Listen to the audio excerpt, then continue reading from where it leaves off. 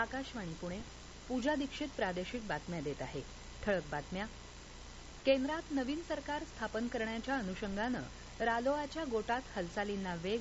रालोआ संसदीय पक्षाची आज बैठक. लोकसभा निवडणुकीच्या निकालांनंतर सर्व पक्षांमध्ये चर्चा बैठकांचं सत्र. राज्य विधिमंडळाचं पावसाळी अधिवेशन 27 जूनपर्यंत लांबणीवर. शिवराज्याभिषेक सोहळ्याचा 350वा वर्धापन दिन राज्यात उत्साहात साजरा. आणि मान्सूनचं राज्यात आगमन. कोकणासह विविध ठिकाणी आज मेघगर्जनेसह पावसाचा अंदाज. आता सविस्तर बातम्या. केंद्रात राष्ट्रीय लोकशाही आघाडी अर्थात एनडीएचं सरकार स्थापन होणार हे स्पष्ट झाल्यानंतर काल नवी दिल्लीत त्या दिशेनं आघाडीच्या गोटात हालचालींना वेग आला होता. भाजपा अध्यक्ष जे.पी. नड्डा यांनी काल त्यांच्या निवासस्थानी पक्षाच्या वरिष्ठ नेत्यांबरोबर बैठक घेतली. या बैठकीला अमित शहा, राजनाथ सिंह, पीयूष गोयल, प्रल्हाद जोशी, मनसुख मांडवीय, अश्विनी वैष्णव, भाजपचे राष्ट्रीय सरचिटणीस तरुण चुग, विनोद तावडे आदी नेते उपस्थित होते. संयुक्त जनता दलाचे नेते आणि बिहारचे मुख्यमंत्री नितीश कुमार यांच्या नवी दिल्ली इथल्या निवासस्थानीही त्यांच्या पक्षाचे अनेक नेते दाखल झाले आहेत. आज नवी दिल्लीत एनडीएच्या संसदीय पक्षाची बैठक होणार आहे. भाजपसह आघाडीतील तेलगू देसम, जदयू, लोजपा, शिवसेना, धर्मनिरपेक्ष जनता दल यासह इतर घटक पक्षांचे नवनिर्वाचित खासदार या बैठकीला उपस्थित राहण्याची अपेक्षा आहे. लोकसभा निवडणुकीच्या निकालानंतर पुढील रणनीती आखण्यासाठी इंडी आघाडीच्या नेत्यांनीही काल नवी दिल्लीत अनेक बैठका घेतल्या. तृणमूल काँग्रेसचे राष्ट्रीय सरचिटणीस आणि खासदार अभिषेक बॅनर्जी आणि पक्षाचे नेते डेरेक ओब्रायन यांनी समाजवादी पक्षाचे प्रमुख अखिलेश यादव यांची भेट घेतली, तर आम आदमी पक्षाचे नेते आणि राज्यसभा खासदार राघव चड्ढा यांनी शिवसेना उद्धव बाळासाहेब ठाकरे गटाचे नेते संजय राऊत यांची भेट घेतली. राष्ट्रवादी काँग्रेसचा कोणताही आमदार शरद पवार गटाच्या संपर्कात नाही. सर्व आमदार आमच्याबरोबर असल्याचं बैठकीनंतर स्पष्ट झालं, असं राष्ट्रवादी काँग्रेसचे अध्यक्ष अजित पवार यांनी काल सांगितलं. राष्ट्रवादी काँग्रेसच्या आमदारांची काल मुंबईत बैठक झाली. त्यानंतर आयोजित पत्रकार परिषदेत ते बोलत होते. व्यक्तिगत कारणांमुळे 5 आमदार बैठकीला येऊ शकले नाहीत असंही ते म्हणाले. लोकसभा निवडणुकीचे निकाल समाधानकारक नाहीत, मात्र या अपयशानं खचून न जाता नव्या उमेदीनं विधानसभा निवडणुकींना सामोरे जाण्याचा निर्णय घेण्यात आल्याचंही अजित पवार यांनी सांगितलं. या निकालांची सर्वस्वी जबाबदारी आपली असून जनतेचा कौल नम्रपणे स्वीकारत असल्याचंही अजित पवार यांनी सांगितलं. लोकसभा निवडणुकीच्या निकालानंतर शिवसेनेच्या सर्व नवनिर्वाचित खासदारांशी मुख्यमंत्री एकनाथ शिंदे यांनी काल मुंबईत वर्षा निवासस्थानी चर्चा केली. निवडणुकीत नक्की कुठे कमी पडलो याचाही आढावा त्यांनी या बैठकीत घेतला. केंद्रीय मंत्री नारायण राणे यांनी काल मनसे प्रमुख राज ठाकरे यांची मुंबईत त्यांच्या निवासस्थानी सदिच्छा भेट घेतली.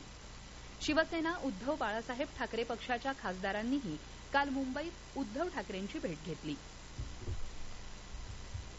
राज्यात केंद्र सरकारपेक्षा राज्य सरकारच्या विरोधात अधिक नाराजी असून येत्या विधानसभेत सत्ताधाऱ्यांना याचा मोठा फटका बसेल, असं राष्ट्रवादी काँग्रेस शरदचंद्र पवार पक्षाचे प्रदेशाध्यक्ष जयंत पाटील यांनी म्हटलं आहे.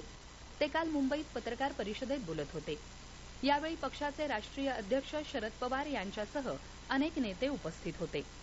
अजित पवार गटाच्या आमदारांना पक्षात परत घेण्याबाबत योग्य वेळी भाष्य केलं जाईल, असंही जयंत पाटील यांनी स्पष्ट केलं. आमचा पक्ष आता स्वच्छ नेत्यांचा असून येत्या विधानसभा निवडणुकीतही तरुणांना तसंच स्वच्छ प्रतिमा असलेल्या उमेदवारांना संधी दिली जाईल, असं त्यांनी सांगितलं.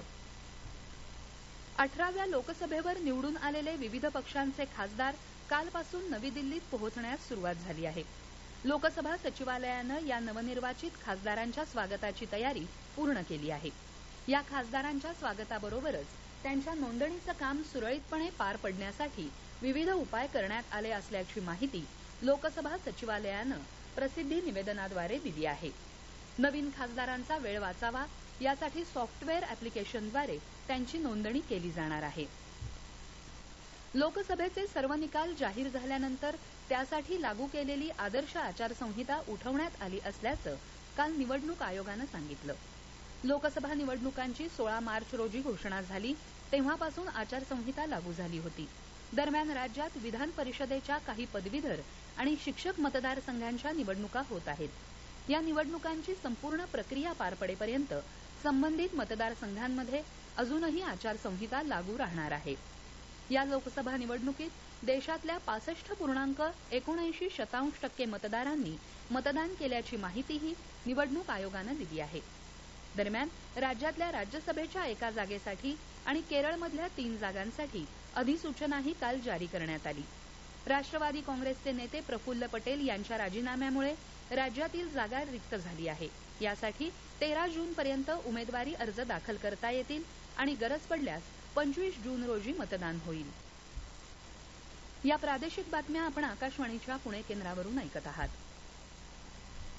राज्य विधिमंडळाचं पावसाळी अधिवेशन 10 जून ऐवजी 27 जूनपर्यंत पुढे ढकलण्याचा निर्णय राज्य सरकारनं काल घेतला.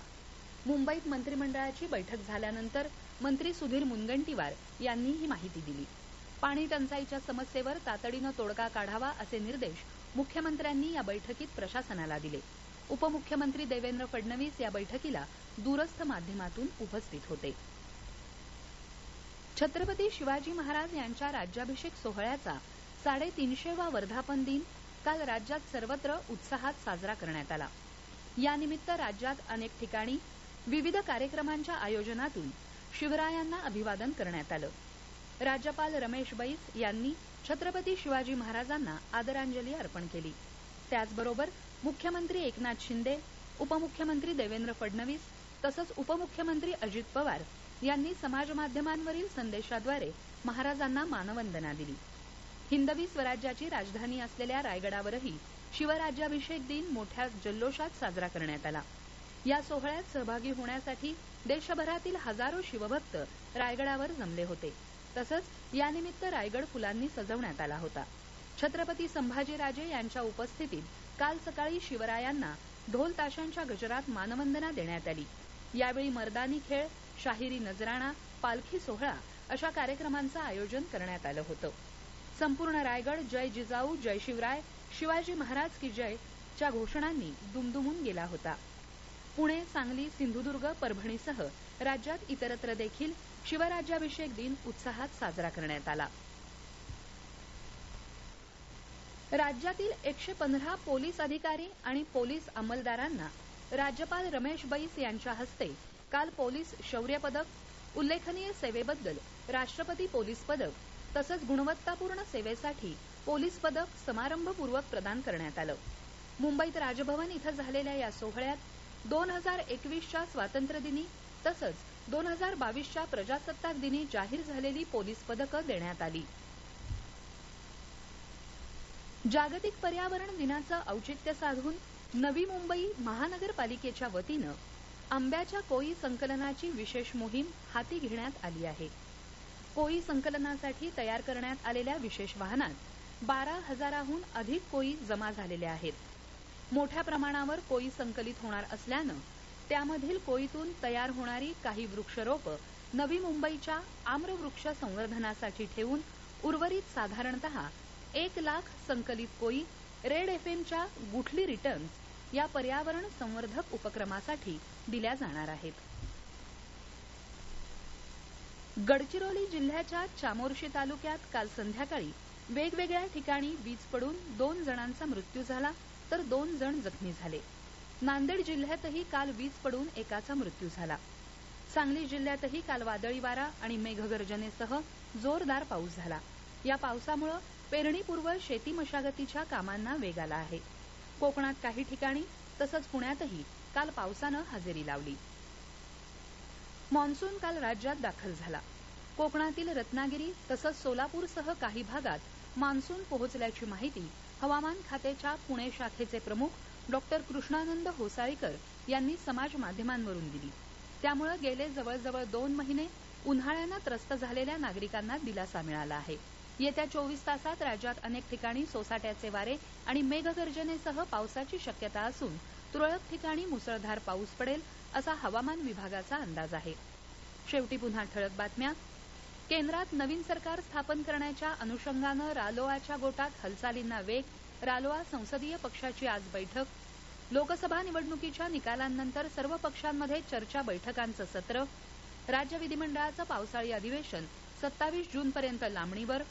शिवराज्याभिषेक सोहळ्याचा 350वा वर्धापन दिन राज्यात उत्साहात साजरा. आणि मान्सूनचं राज्यात आगमन. कोकणासह विविध ठिकाणी आज मेघगर्जनेसह पावसाचा अंदाज. आकाशवाणी पुणे केंद्रावरचं प्रादेशिक बातमीपत्र संपलं. नमस्कार.